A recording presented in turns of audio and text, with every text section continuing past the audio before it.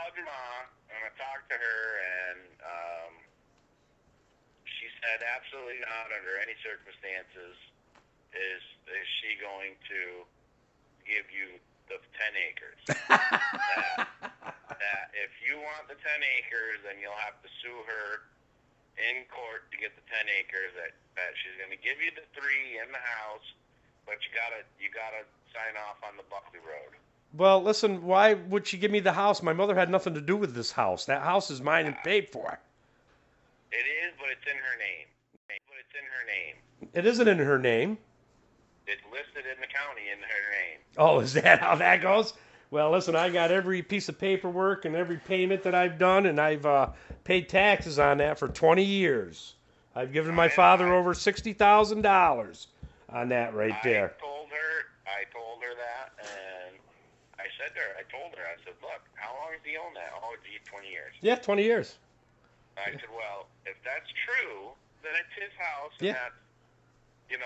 that's if he sues you, he's going to get whatever he's paid for. Well, I'll let you know. And listen, I got statements. My father's talked to Franny Wilbur, Bobby Hopkins, my 10 acres, and I kept saying to my father, Dad, let's get this surveyed. He liked it. I paid, you know what I'm saying, a third of the taxes on the farm.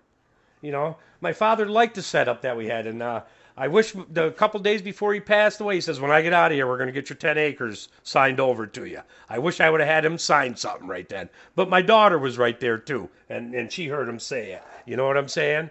So it isn't a question, Harold. She's given me anything. I've thought this my whole life. We all had 10 acres. Scotty had 10. Mark did his. Mark's got 3. Yeah, but I think that was because my father didn't like his wife, so that's why my dad's name was still on that deed there. You know what I'm saying? But when we were talking survey, my brother Mark said, listen, when John does yours, we'll do mine. I said, you got it. You know what I'm saying? Well, yeah, I get you. Yep. Well, I'm just letting you know. Yep. That's what she said. Yeah, well, listen. You call Bruce and you let him know that I'm not giving him 10, that if he wants 10, he's got to sue me for it. And and I told her, I said, look, how many acres has he had for 25 years? Yep. And she said, well, you've had 3, though. 25 years, you've been paying on 3. How's that? Paying the mortgage on. Huh? No. I never had 3. I just got this surveyed. When I went down to the county, because my mother had me go to the county last September. She called my insurance company and told Cindy Oliver, listen, he doesn't own the house or the land it sit on, cancel his insurance. She called me, I go, what? So I call up, I go, what's going on? Right, because she owns it, right. Well, yeah, I guess technically you could say that, but you can't say I got the map. My father drew the line down. It comes right Mark's property to the railroad tracks. Says Bruce's land, and I've got everybody's worked on it. Heard my father say his 10 acres. His 10 acres. No, I understand that, but what I'm getting at is you have to prove with you.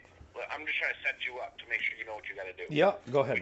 When you go to court, yep, you're going to prove that you have paid for that. You're going to have to show, okay, here's my receipts, and I pay the mortgage. Yep.